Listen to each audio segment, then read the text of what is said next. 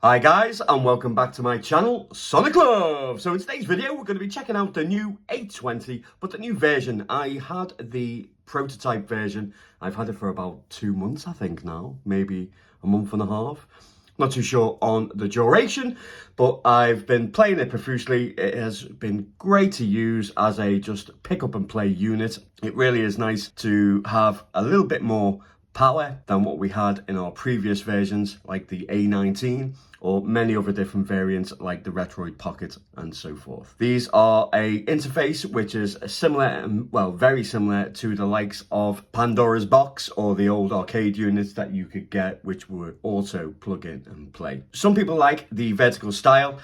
Personally, to me, it's one of my favorites. As you know, one of my best all-time vertical handhelds is the RG351V. Absolutely love it. But let's just jump in. The unboxing of the Powkiddy A20.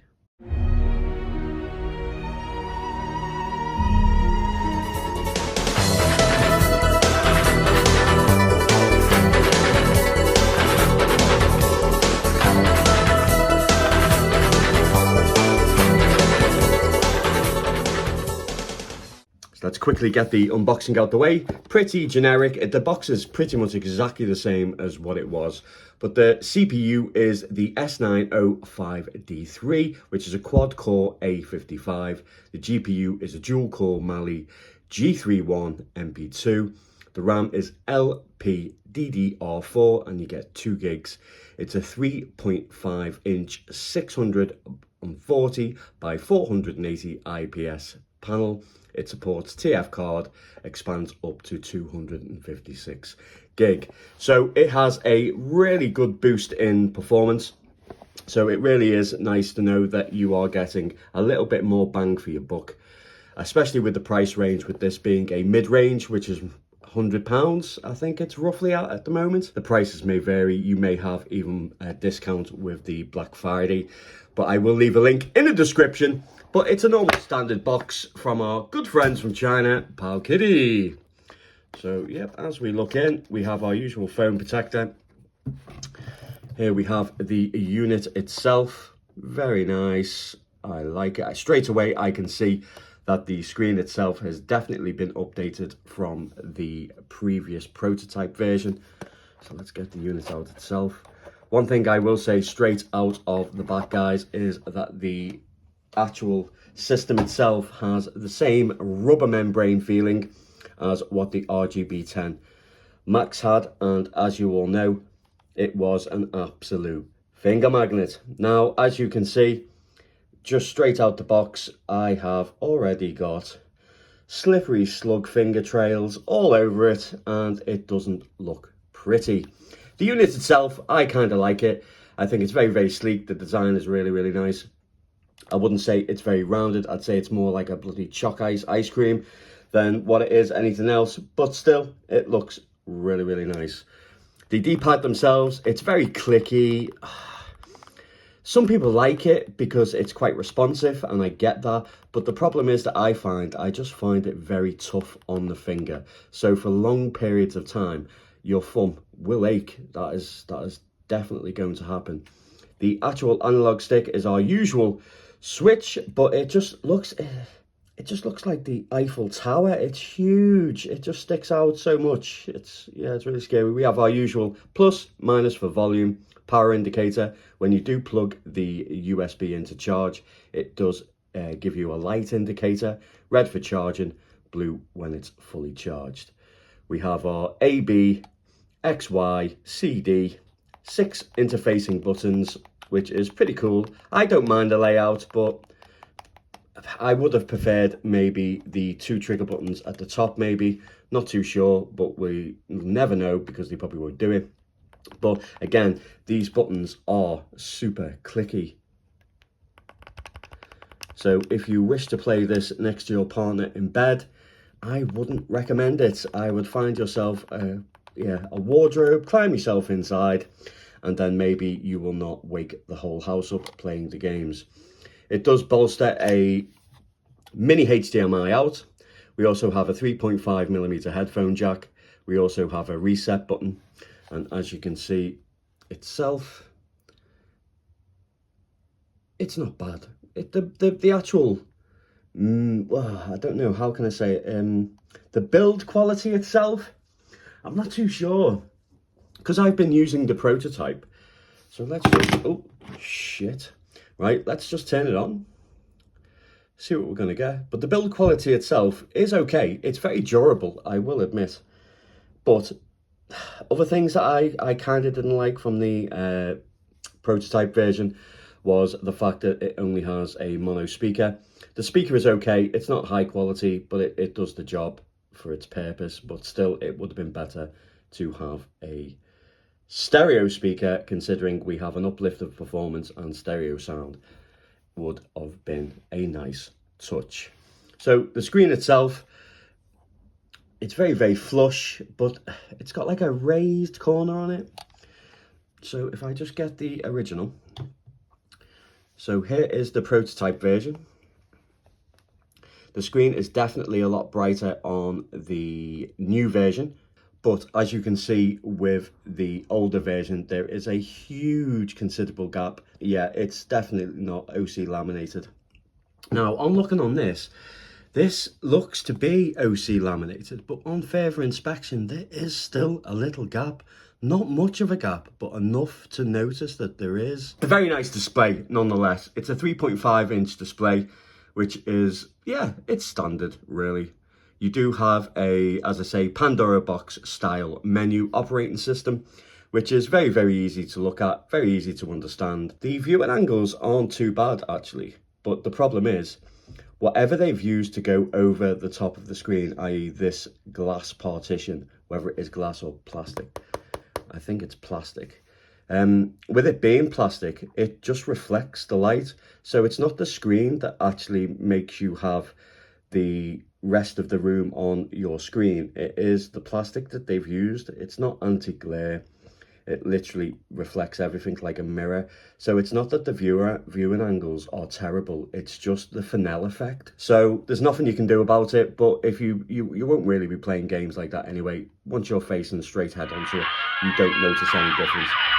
So we have our interface here. We have all, which gives us all the games that we have for the systems on this unit. If we scroll back up to the top, you can then go to the right, and then if you use the L and R, you can cipher through the different systems that are available on this unit.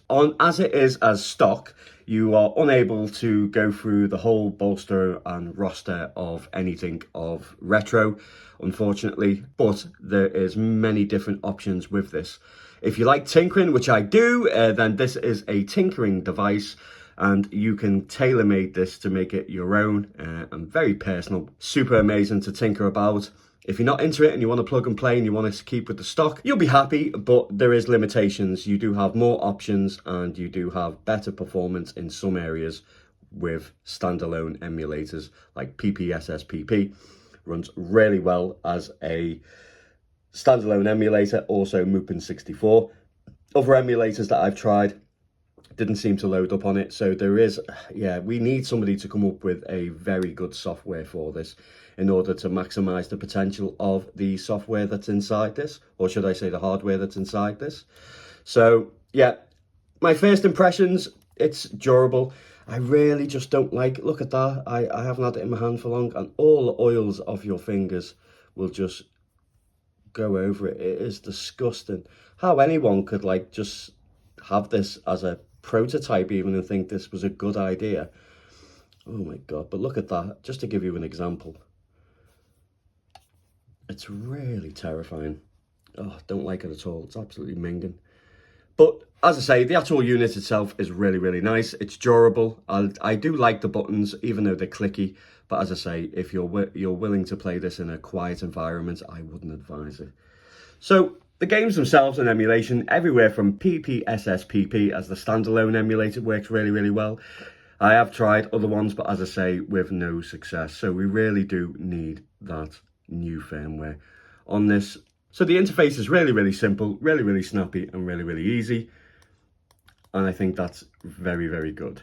So my first impressions of the unit, I kind of like it. I do like my vertical handhelds, and this is really, really good. So I'm going to jump into some gameplay. just through some lower end systems, just so you know what you're going to get with stock. Yeah, guys, I'd love to know what you think of the Powkiddy A20. I think it's a lovely looking unit, but as I say, it just has so many flaws as well as positives. But if you're looking for a plug and play device, this is a good option in the price range. It comes in around about $100, which isn't too bad. Don't think there's anything else in the price range that's out there at the moment that has this amount of power for the money that you are prepared to pay for it. But let's just jump into some gameplay, just so you can see what this little beauty can handle. Kick things off with some MAME. So I've noticed that on the stock version, that some of the names are not the names of the games themselves. So that's pretty standard, but you can create your own games list and so forth. So we're going to kick things off with a bit of Strider. The image itself is really, really nice. Very, very crisp. Ideal for arcade games.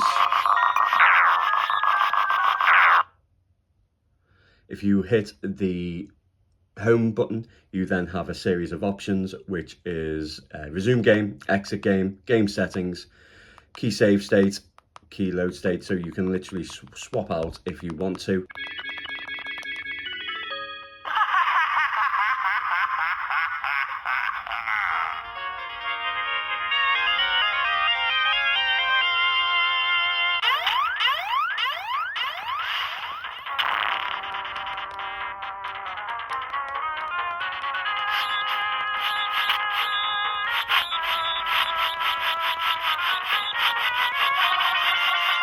The controls themselves are very responsive.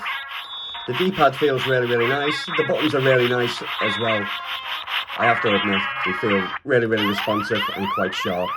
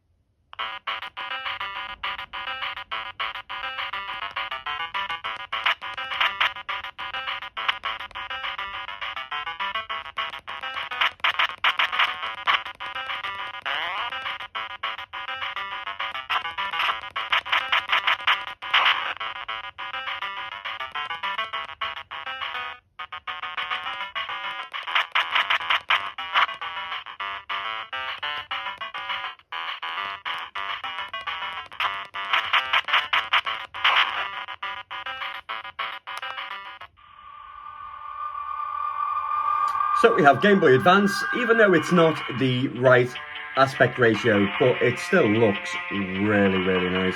If you have a look, the colours are incredibly bright. The pixels don't look too bad actually, so yeah, you'll definitely have no worries playing GBA.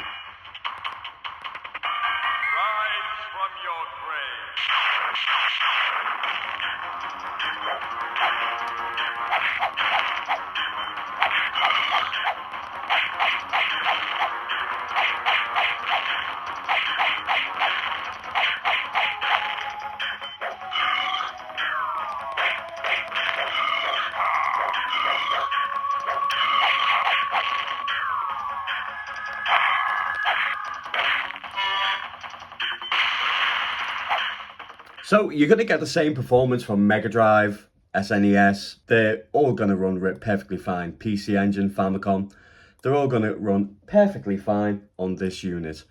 What I really like though is PSP performance. This has been my ultimate go-to really. It's just nice to just pick it up and have really good performance for PSP.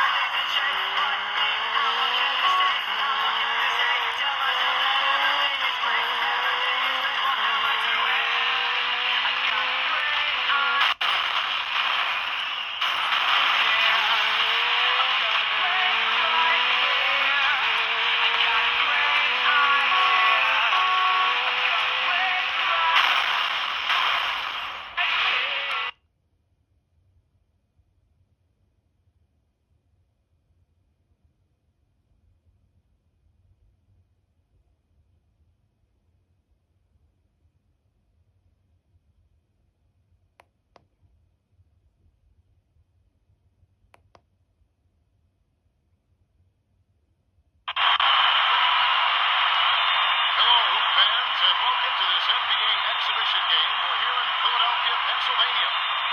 The visiting New York Knicks will square off against the 76ers here on the 2K Sports Network. Here with Clark Kellogg, this is Kevin Harlan. Here are the starting lineups as we're all set to get underway.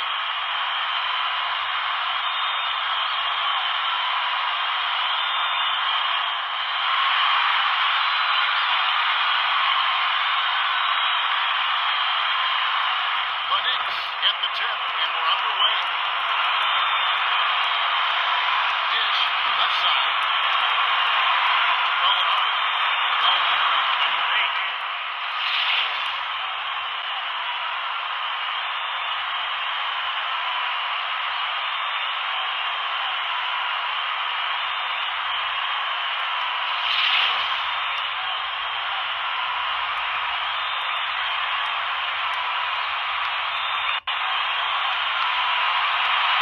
Tries the spin move.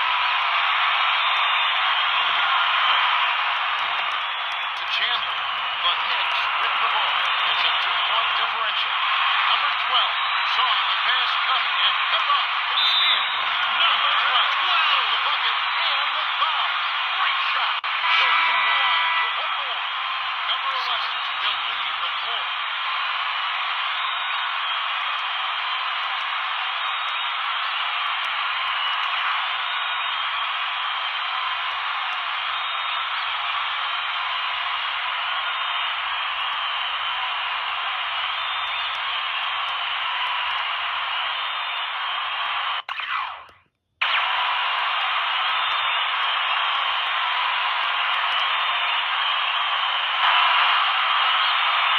No good, and they don't get the three-point play. Passed it to number 12. To Brand. Dishes it to Hawes. Hawes was camped in the lane there, and he gets... So you're going to get really great PSP performance on the Powkiddy A20. Now, unfortunately, the Dreamcast is terrible. I don't know why. I did try the standalone emulator, but then again, it was just dreadful.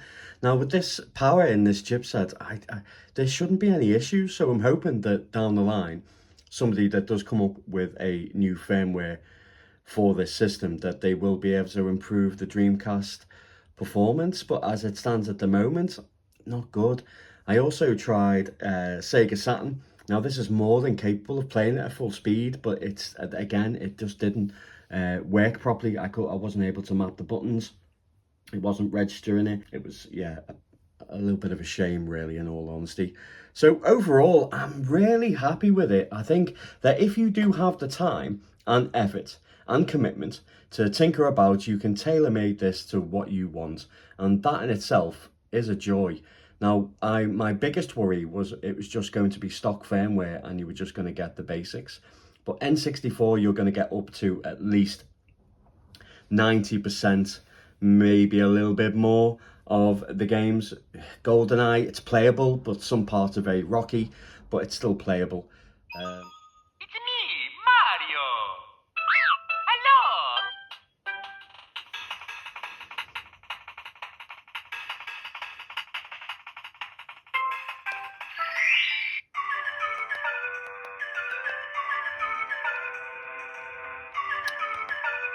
Okie dokie. Dear Mario, please come to the castle. I have baked a cake for you. Yours truly, Princess Toadstool. Peach.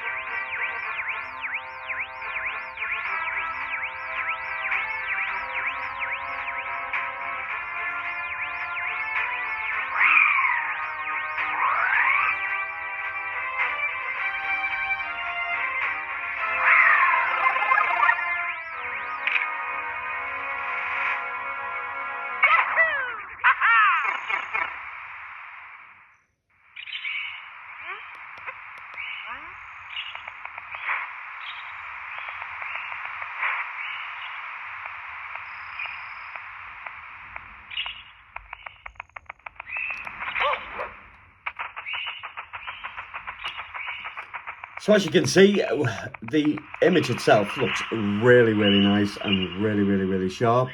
It runs really well, plays really nice, very responsive. There is a unique thing as well. If you hold down the D button, it goes into